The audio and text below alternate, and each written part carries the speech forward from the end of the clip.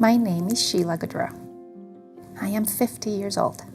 I was born and raised in Puerto Rico, so I'm a proud Boricua. I am a mom. I am a wife. I'm a daughter. I am a believer of Christian faith. I'm a Catholic. I love life. I love family. Spending time with family and friends is important to me. Some of my favorite things are spending time with my family. They're important to me. Love spending time with friends. I love to read, like being outdoors, love sky gazing, and I like to serve back and give my time and talents. So I love to volunteer, and I like bringing joy to people. I was diagnosed about 6 years ago, and it was de novo, which means I was diagnosed metastatic from the get-go. I had no signs other than something that hurt on the right breast. So it was a complete surprise and a shock to me. I have breast cancer on my liver and nodes. It all started with the tumor on my right breast. My feelings when I got the news were utter shock. I was worried, not necessarily because of the diagnosis, but what was going to happen with my family if I was gone too soon. It was scary. I was just scared for what would happen in life without enjoying watching my kids grow up and spend all the years I wanted to spend with my husband. Facing my diagnosis of metastatic breast cancer, for me, I chose to treat it like a chronic disease, which I know it's not. But the way I decided to face it, okay, you have a flu, you get a diagnosis, you examine your options, and you go for them. Kind of decided I wanted to take that on, even though I know at the end of the day, I know how it's going to end. I chose to surround myself by people that support me, my family, my church family, and just find the best quality of care I could have. Found my first oncologist, heard what he had to say, found my second oncologist, heard what she had to say, and at the end decided to do what my second oncologist recommended.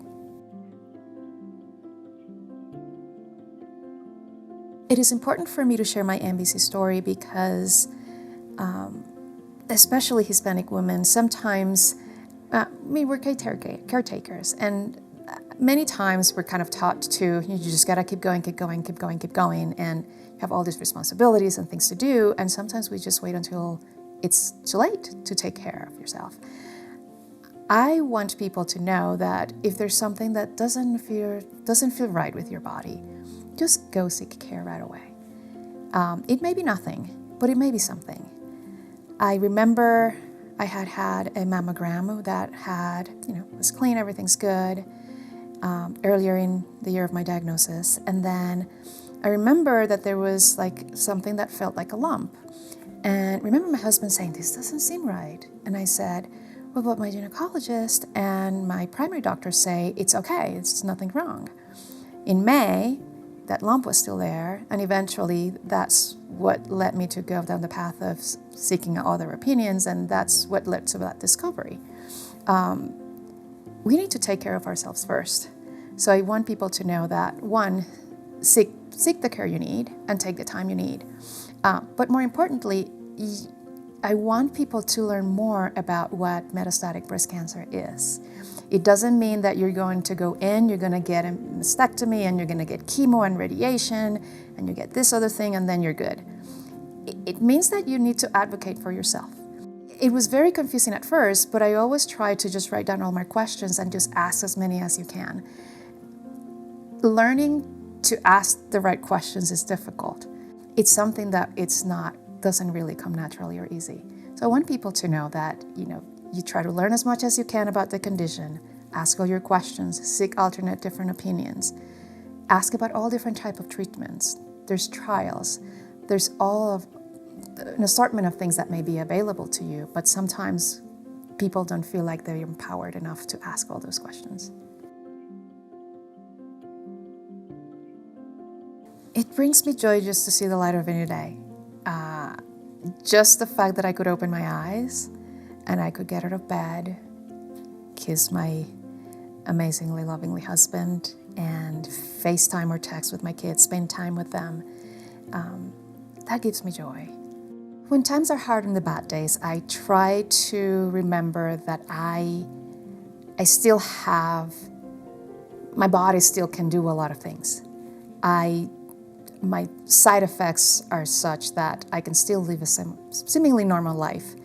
And for me, it's waking up and keep going because I know so many can't do it anymore. And I feel that I owe it to themselves and myself and my family to try to just make the best out of the days we have and try to face every day as a gift and use my voice to share with others what metastatic breast cancer is and how they can also get involved and how they can get better informed. The most difficult thing about living with MBC is just facing the reality I may not get to meet my grandchildren.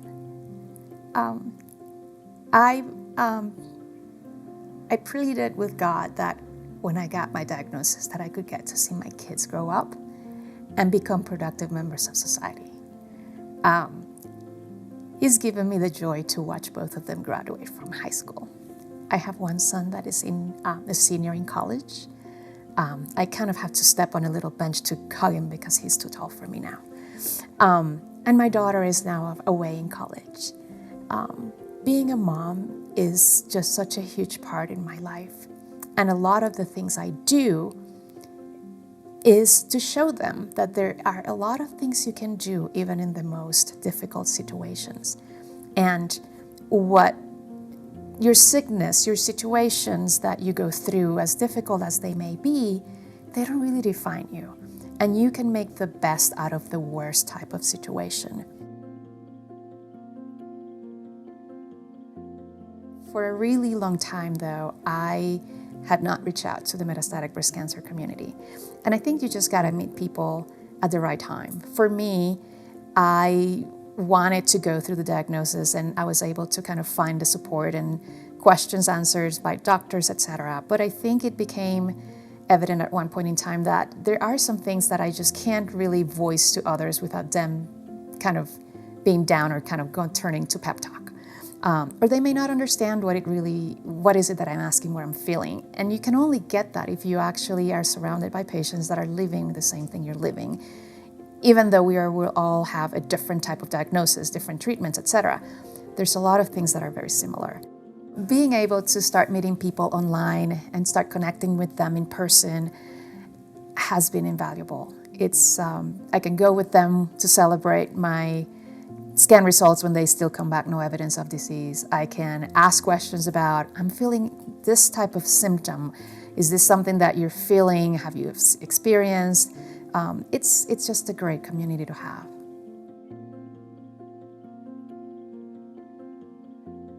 I don't think necessarily there's a stigma with breast cancer diagnosis in the Hispanic community. I think that there is much more of an assumption that most people like treatment and it just kind of all is the same. And then at the end, you could be, you're cured. People don't understand that there's different types of treatments.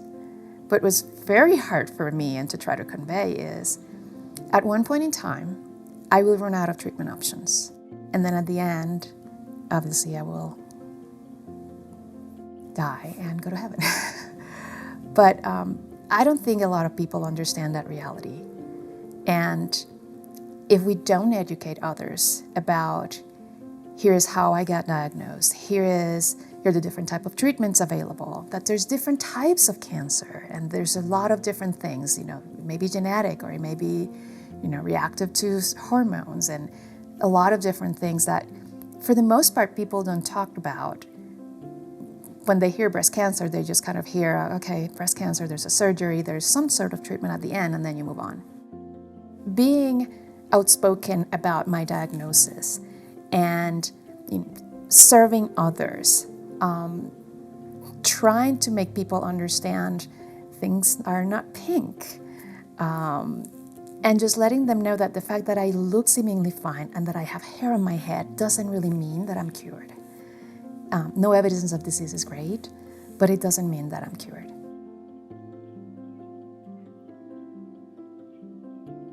I fear the day when it's going to change, yes. For a while, I've been used to the no evidence of disease for a while now. It's been 5 years. I pray every day whenever I go to scans. I try not to peek at the results, because the only time I peeked at results, I remember I was just anxious and just crying out of something that was actually just nothing. I think the reason I try to live every day and try to be intentional and try to, serve and bring joy to people, it's because I know the day will come when things may be different. And I don't know whether that will mean different and I have a second line of treatment and keep going, or whether it's like it's the end and this is it and there's nothing else we can do for you. I'm sure I'll cry. There's one thing I haven't done much, interestingly enough, during my diagnosis, is actually crying. I've broken down a couple times, but for the most part, I'm like the glass half full person, and I try to keep it that way. But I know the day will come. Another reason I'm trying to do a lot more of the advocacy work is because there's no need for anyone to have to go through any of this. And I would love for my grandchildren to just not have to face a world where MBC, it's a deadly disease. It should have a cure. It deserves attention. And I think only metastatic breast cancer patients that know what is it like can just try to bring that awareness and make that a reality, hopefully someday soon. One message I would like to tell to the world around MBC is we deserve a lot more attention than what you're giving me and my peers right now. You need to think beyond the pink and look past the external appearance.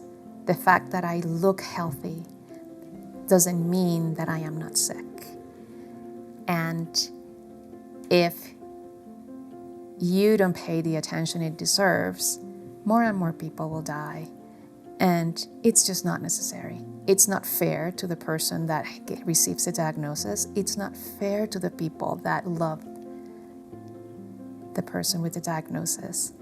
You have to pay attention. You have to listen and be willing to learn and be willing to redirect just attention and resources and research dollars so that this becomes a thing of the past and nobody has to suffer because of it.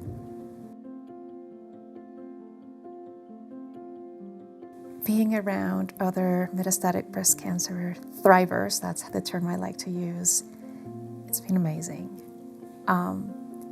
It also is a little bit heartbreaking because I see so many of them are so young.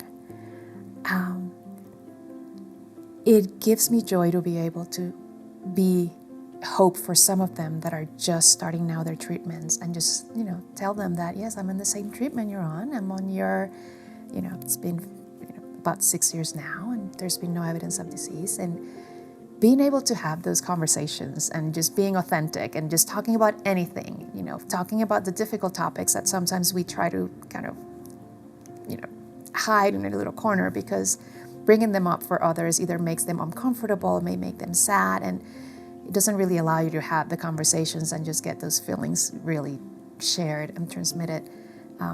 It's just great. And it's building friendships that last a lifetime that we're here. It allows us also to stay connected. And, now I know that if I go to, city X, I know I have one more person to reach out to, someone that gets me. Someone that I know that, in the good times and the bad, I can just reach out and they'll celebrate the joy or they just, cry with me if I have to. Meeting people that had been diagnosed much longer than I was allowed me to just feel there's still a lot more I could still be doing and going. And seeing them gives me hope. For me, it means that you can't keep going. You don't know when your time's up. But I think if you try to do the best that you can, take care of yourself first, and surround yourself by people that will take you and accept you no matter what, and embrace you with your diagnosis and allow you to ask the questions and say it like it is. It's priceless.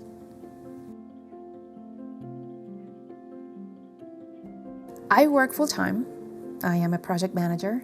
I like taking chaos and organizing and planning things. From day one, I didn't conceal my disease. I remember my boss at the time flew herself and 4 other coworkers to talk about what I had going on at work. And what she told me was, I want you to go and take care of yourself. Don't need you to worry about any of this. You take care of yourself first. I feel empowered to share my story with my coworkers. I share my life updates whenever I get my scans, which is now every 6 months. I haven't had to go on disability, so I'm still continuing to work full time. One of the reasons I enjoy still living my life intentionally, it's because in my workplace I'm able to share and teach others. And for some, I've learned, have had breast cancer before, had no idea. If I hadn't shared my experience, I wouldn't have known that we have gone, some of them necessarily metastatic, but they have gone through breast cancer. And it's expanded my support network exponentially. I want to keep working as long as I can. I miss kind of being surrounded by that network of people. And I know that not all metastatic breast cancer patients have the same experience. Many of them have had to stop working the job they like and enjoy because physically they can't actually sustain it. I want to keep working long years. I want to retire from where I am. And I pray that my treatment keeps going the right way and allows me to do that. One other great source of encouragement and support for me are my parents. My mother had breast cancer a few years back. It wasn't invasive. She had a mastectomy and she had chemo and other medication, and she's good. My dad had prostate cancer, and he's doing good. I think sometimes situations in your life get kind of presented to you because eventually you'll understand that what they went through and how they embraced it, how they went through it, how they fought through it, becomes a source of strength for you. And I think that's one of the reasons why I have strived to just keep going and just live life fully. The best examples for me were my parents. I think one of the things sometimes we just don't understand is you don't have to do it all.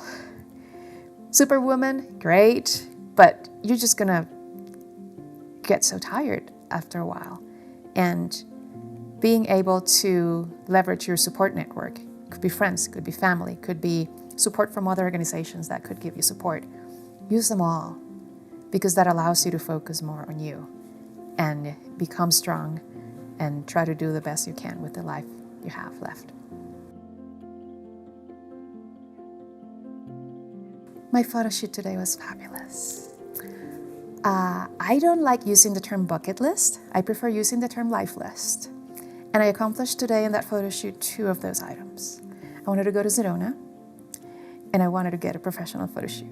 And I don't wear a lot of makeup, so getting all dolled up and then using red lipstick, it's fabulous. Made me feel pretty. I wanted also to build and make and just have those memories and create those memories. And I know a lot of the things I want to do, it's because I want to leave those pictures behind and have my family just kind of be able to relive those memories and just remember how much fun we had. Or just see what I look like. And those that don't get to meet me, they get to see that too.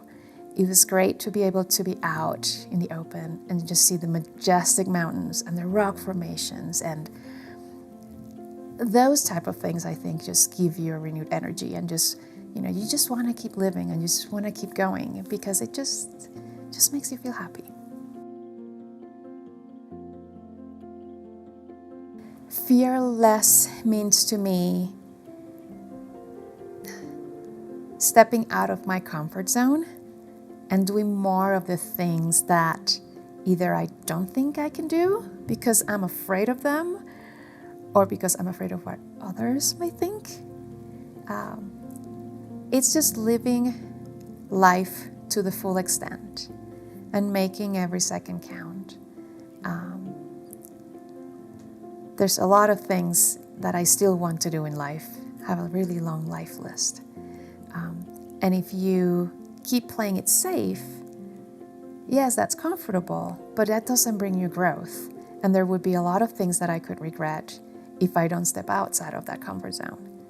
So I'm trying to do a little bit more of things that I'm like, I'm not sure about that. But at the end, it's like, it's one more experience. One thing I can, keep in my memories and just share with others. But can't live afraid. It's just not a good life to live. And when you have MBC and your time will be up at some point, I want to be able to just have a lot of memories to just keep a smile on my face for as long as I want to. And